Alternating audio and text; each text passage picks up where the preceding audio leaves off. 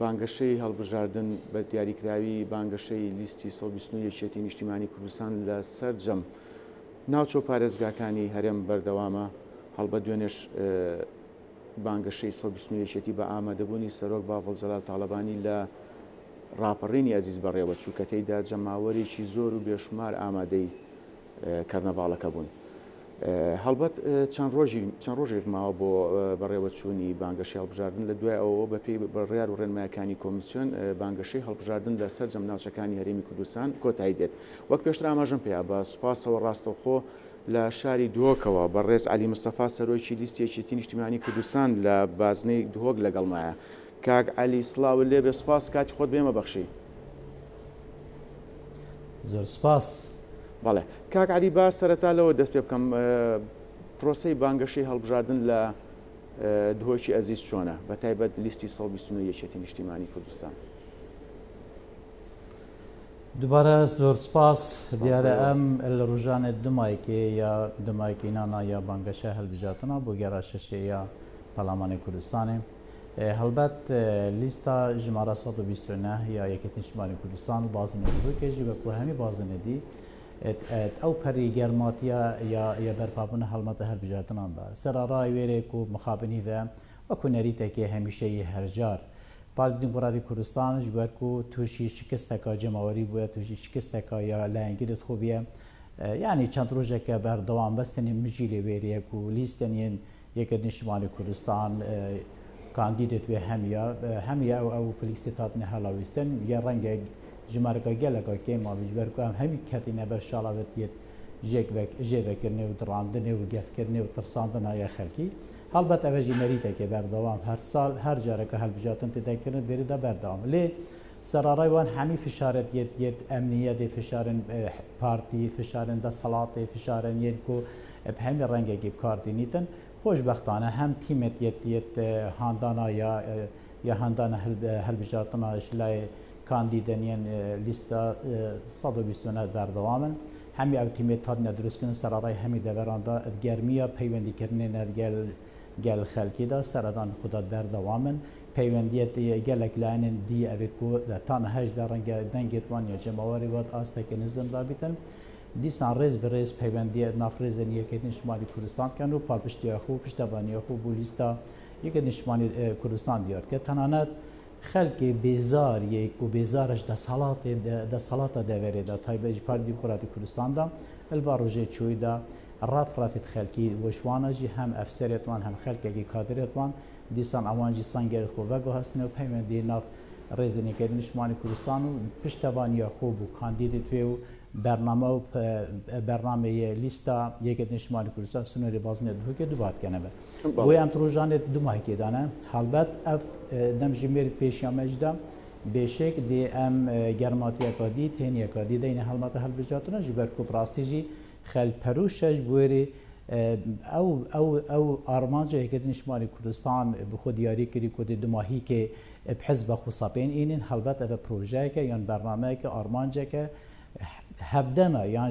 jî êkir gerî get armancî xelkî vê deverê de ku helbet xelkê gelek bê taqet bûye bêzar bûye wan jî divên evê eqiliyeta xwe sapên ya ku dest xwe dane ser hemî çûmkin desalatê Herêma Kurdistanê de du mahîk peyî bînin ku karvedaneka nêrînî ser jiyana tak bi takê dê Herêma Kurdistanê diketin. بەڕێز عەلی مستەفا باست لە نیگەرانی و بێزاری هاوڵاتیانی بادینان کرد لە بەرامبەر بڕیار و ئەو کەم تەرخەمانی کە لەلایەن دەسەڵاتی ئێستاوە هەیە. پرسیارەکەم ئەوەیە پەیامەکانی سەرۆک باڤڵ کاردانەوەی چۆنە لەلایەن هاوڵاتیانی بادینان بە شێوەیەکی گشتی؟ باوریەوە بێتن یعنی ئەلڤان ڕۆژێ چۆیدا کا چەند خەلکێ لێل کەمپینێت یەت هەڵبژاتنە ڵوان چێنێت کو سەرک باڤل پەیامن یەن ڕاستە ڕاستی یەت لیستا یەکێتî نیشتیمانی Kurdistan dayne xelk û dengderin yên Herêma Kurdistanê baweriya bêtin nehe xelkê behedînan gelek perûşî ve yan jî hemî çerkesatê da çavdêriyek imkanê kengî careka dî dê serok babil derkevêtin û borî bişitin peyamet xwe rast dîriş nihêniyet yet diplomasî belku rasta rast bû hemî xelk û dengderê Herêma Kurdistanê berpat ket û diyar ketin. Helbet ev Herêma Kurdistanê da گشت نوی باوری کو او پیامتین بالا کردن اگر هیزک هبیتن کو بشیتن گورانکاری حزب خصابین بینیتن یکدن شمالی کردستانه اگر هیزک بشیتن ریرا و حکمرانی ریرا و عقلیتی کو باجه و سرهمی خلکی هرما کردستانی کبی بشیتن و عقلیتی دماهی که پیک بینیتن یکدن شمالی کردستانه شبر کو گوتارا او گوتاردوان چند روزی پیش آمده هاتین راگهاندن همی او گوتارن یکو ناخی هر تاکه که کرد درد کمن ناخی هر کسی که هر حوالاتی که هرما کردستان دا درد کبی جبر کو مخابنی و 33 سال ما درباز کردن 2 سال امجی بین نداره لی همی او سال تنی پارتی دموکراتی کردستان وکو هیزه که خصابینر دست خو بالا دستی خو سر همی چون که ده سالات دا سپاندینه او ابرکه جیان خلقی اقتصاد نترسیده تنانت سنور هرما کردستان دا ذکرینه برانبر هر دستی وردانه که یا هرماتی برانبر هر دستی وردانه کو دا گیر کرنه که هرماتی اوه هنجی حلبت طایبه جی هرما بهدینانیان جی پارزگاه دهو که کو مخابن نهج دا ایکل سرسی آخا جغرافیاوی پارزگاهی کتنه بن دست هزن دین درکی دا آن دولت که هرماتی دا اوه همی در انجام وی سیاست حالین پار دموکراتی کردستان ده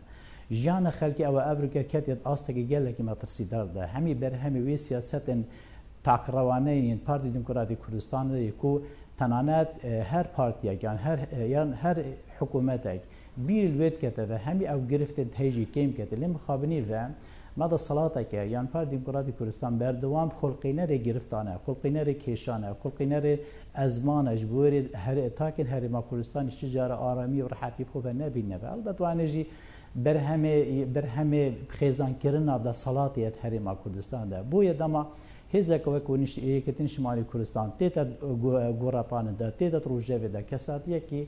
وکو سروک باول جلال طالبانی تیت سر ماسا یا کمپین هل بجاتن دا او لدوانت او دتن او دا خازیت او برپات کتن او بانگت اوت کتن بو حمیدنگ در هر ما کردستانی ابدیت نامن هم پارت دموکراتی کردستان یه اختیار روجه و که گله که تنگاو دا هم ده همان دم داشتی همی او هزن یکون در وی پارت دموکراتی کردستان داشتی کجاران خوب هزن اپوزیسیون در تخصن لی دیار بو او هزن تنید اپوزیسیون چه پروژه که آوکر وینینه چه پروژه وینینه که بشن ببینه انترناتیو و گورانکاری ده سالات ده کواتا نابر اپوزیسیون ده نابر پارت دموکراتی کردستان تنه یک هزه هیان جریکا سیام یا هیان جریکا کاریگر یا او جی پلان و پروژه و برنامه یکتن شمالی کردستان کود کساتی و پیام سروک باولی ده او یکو بشتن دماهی که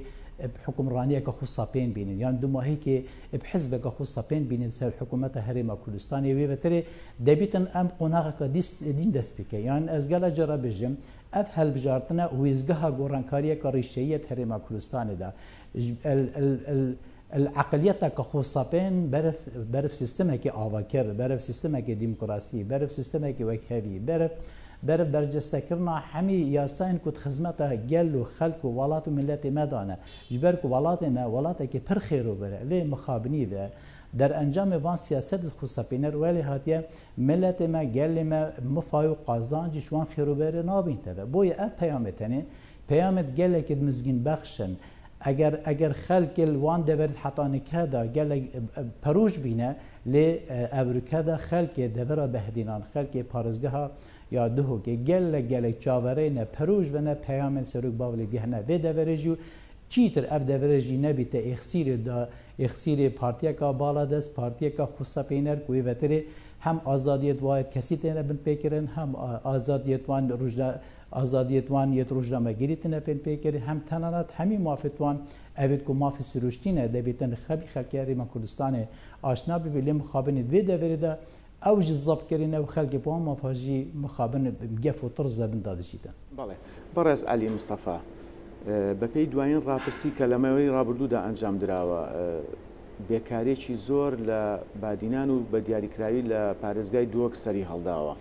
پرسیارەکەم ئەوەیە پلان و بەرنامەی لیستی 120 یەکێتی نیشتیمانی کوردستان لەو بارەوە چییە؟ بەێ هەڵبەت یعنی وەک پێشێژمە ئاماژە پێدای پارێزگەها دووەکێ ئێکشوان پارێزگای پڕ خێر و بێترین پارێزگەهە لەسەر ئاسیا هەر سەر پارێزگەهێنین هەرێما کوردستانێدا. لی در انجام اداره‌دانه که گندل، اداره‌دانه که خصابینر، اداره‌دانه که حزبی، نهلا خلک وی پارزگاه مفای اشوی دهات مازنه یک کل وی پارزگاه دا دست کردی جبر کو هر کس زانیتن پارزگاه دو که خدای خو مازترین درگه سنوریه گل دولت ترکیه که رنگ دوامین درگه بیتن پشت بصره کو دهات گل که مازن بو هرما کردستان تا بیجی بو پارزگاه دو که ود گریده بم بندجی جبر کو اداره دانا که گندلا اداره دانا که خصوصا پینره مخابنی بده بری خداینه رجا هجاری دی پارزگاه دل هر چه پارزگاه یان هرما کردستان زیاده تره بلکه 10 صدی تومار که اوجی رجا که هری مطرسی داره سر عاست عراق رنگ پارزگاه سیام بیتن هجاری ده بیکاری ده همان شیوه ده که مخابنی و یا بیکاری یعنی رجا 24 صدی تومار کری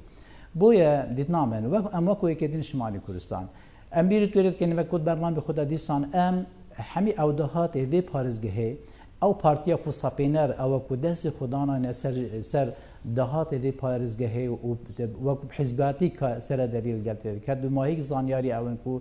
درگه ابراهیم خلیل دا دو دفتر سر دلیل گلته تکرن دفترک دهات اگوت گرد به حکومت حریم و چیتا بغدا لی دفترک اوانه تایبت پریکارو و کاربدست حزبی که اوانه چیتا خزینه که پارتیا یا دا صلات و اوانه کزک تشتگی جن زانی دارم خالا دوام دا اگر ما بفشید ام بیکاری وی پارزگه دا کم کینه و بدید نامن ام دبیتن دیسان وب گرینه و ما یاسا جماره 4 یا 2006 یا و برهنان حریم کردستان ده البته و اف یاسا که یا گشکیره به هر چه پارزگه حریم کردستان لی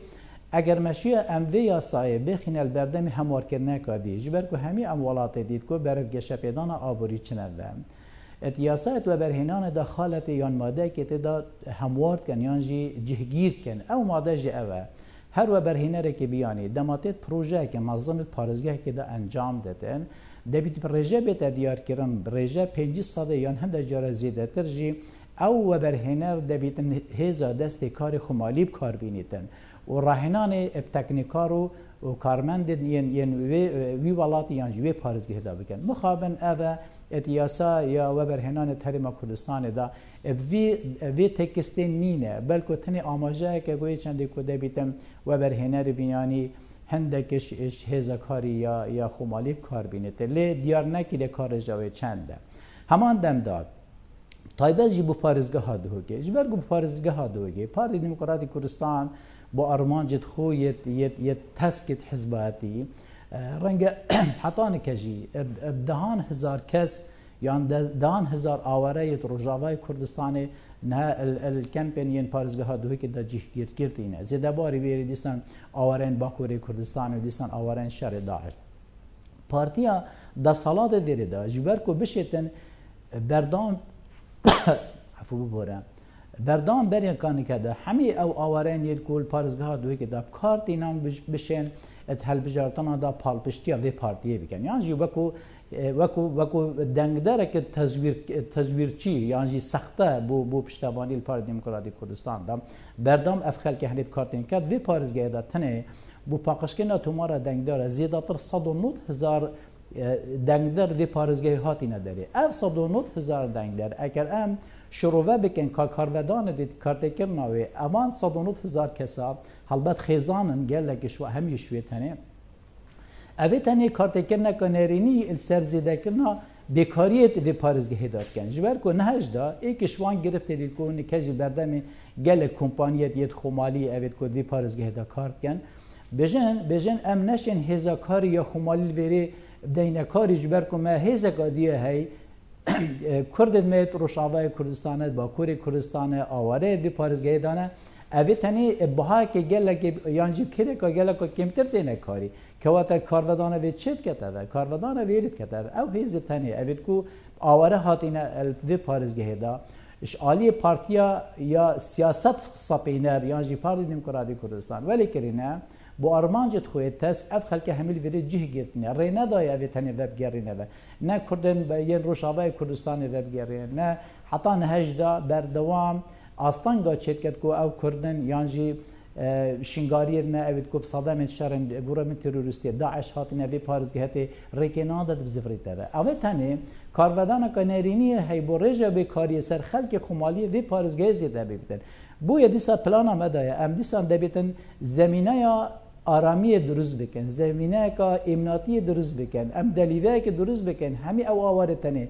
وب گرنه جد خو ید کو جدوان خوجه اوید کو جهاد نوجی بار کو بجبو ام دلیوا کاری بو خلک که خوجه وی پارزگاهی دیار بکنه همان دمجدا او دهات یکل وی پارزگاهی ده که به یاسا دبیت رجاک بو طایبه دهات پترول رجاک بو خلک وی پارزگاهی بیت اب کارینا کو حزب بالادز دیسن او هنیج دست خودانه سر کن عادتن او بو پروژه خدمت گزاری وی پارزگاهی بین اب کارین دیسن ام پال پشتی بکن و پیداگیری بکن که او یاسا به تجهیز کردی جبر کو او پارزگاه که وقت دست پیکیج مگودی بخیر و بهترین پارزگاه سر آس هر جا پارزگاه لی در انجام پارتی که خصابینه در انجام اداره دان که کندل مخابنی و نکریه کو گل دی پارزگاه دا آشنا ببن یانجی بش قازانج الوان خیر و برد وی پارزگاه دا ببینه و همان دمج دادیسان رجا بیکاری رجا که گله که مطر ساره اگر اوه بردام دید نام ده در رنگ ودان خرابتر جه همه جبر کو چند آسیا دهات تا که کسی کم ببیتن هجاری ده کم بیتن چند هجاری کم بیتن دید مخابنی و بیکاری دیسان زیاده تره جبر کو اف تنی اف هر سی گوشه پیک ورد کرده داینه هر سی پیک و کارت که نکن نرینی سر بازارید کن جبر کو اگر بیکاری زیاده بو البته کارودان نکن نرینی هی سر هجاری ده زیاده بید وقت هجاری زیاده بو آسیا دهات تا که کسی گلک کم بید اگر هر سکت آسته بلند دابن دی کارودان که نرینی سرجموجولت بازاری کتن یعنی سرجموجولت یه آوری بگشتی دا کتن جبر کو بازار چی دیستان پیوندیا و هر سی خالا و هیا که مخابنی به هر سی کجینی که دهو که دا یعنی پارزگاه ها دهو که دا دستی مایت گله که خرابن ام چارچوب برنامه خوی لیستا 129 دا بزاوید کن ام کاره که به پی یاسا حلبت ام وان راز وان حالایتن راز بکن و به پیاسا بیخنت خدمتا گلو خلک وی دوریدا. علی مصطفى سروچی لیستی 129 اجتماعی کوردستان ل بازنەی دووەک سەرکەوتوو بن.